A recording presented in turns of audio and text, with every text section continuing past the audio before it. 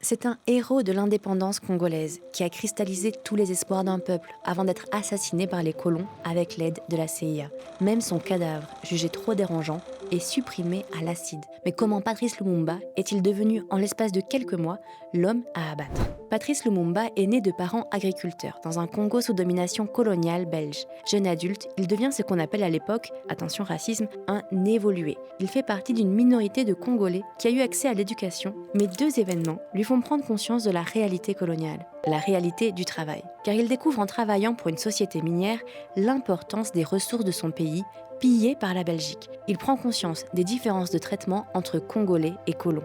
Puis, l'exposition universelle de 1958 à Bruxelles. Invité en tant qu'évolué, Patrice Lumumba rencontre d'autres Congolais sélectionnés comme lui pour l'événement. Il découvre un autre type d'Européens aussi, qui ne sont pas représentés dans la colonie. Les ouvriers, les délégués syndicaux et ceux qui s'opposent à la colonisation. C'est alors que j'ai commencé à prendre de plus en plus conscience. Alors, j'ai commencé, n'est-ce pas, à étudier les révolutions à travers l'humanité. Pourquoi ces gens se sont révoltés? Pourquoi ils ont lutté pour la liberté?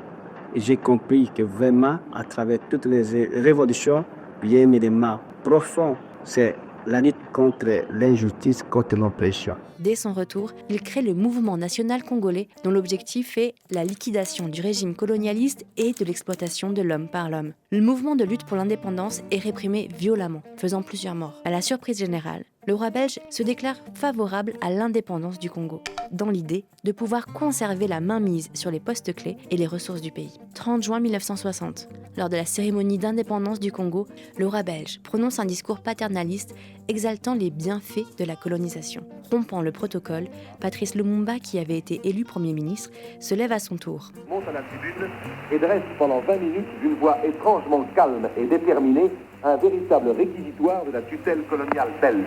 Cette lutte qui fit des larmes, des feux et des sang, nous en sommes fiers jusqu'au plus profond de nous-mêmes, car ce fut une lutte noble et juste, une lutte indispensable pour mettre fin à l'humiliant esclavage qui nous était imposé par la force. Le mal était fait pour les Belges et la décision était prise dès ce jour-là de s'en débarrasser. Le roi a dit, on ne va pas collaborer avec ce type-là. Lumumba évince les officiers belges de l'armée et la Belgique envoie des troupes pour protéger ses ressortissants et ceux qu'elle considère comme ses biens, en particulier dans la riche région minière du Katanga. Lumumba demande l'aide des États-Unis, puis de l'URSS, en vain. 2 mois plus tard, le président de la République du Congo, Kasavubu, désavoue son premier ministre et s'allie aux Belges. Le colonel Mobutu en profite pour organiser un coup d'État et prend le pouvoir pour plus de 30 années. Lumumba est arrêté. Le témoignage de Larry Devlin, qui était donc le responsable de la CIA, il dit clairement que l'autorisation d'assassiner Lumumba est venue du président Eisenhower. Mais à peine enterré, les responsables du crime redoutent que sa tombe ne suscite trop de curiosité. Et pour éviter que des Congolais s'y recueillent, son corps est déterré et dissous dans l'acide. Ne reste de l'ancien Premier ministre que 2 dents, conservées comme trophée par un de ses assassins.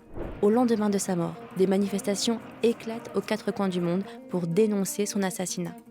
Le Congo, lui, après avoir entrevu la liberté au moment de l'indépendance, s'enfonce dans une dictature. Ce n'est qu'en 2022 qu'une dent est rendue à la famille de Lumumba. Nous préférons la liberté dans la pauvreté, dans la dignité, plutôt que la richesse, dans l'esclavage, dans la servitude et dans l'indignité.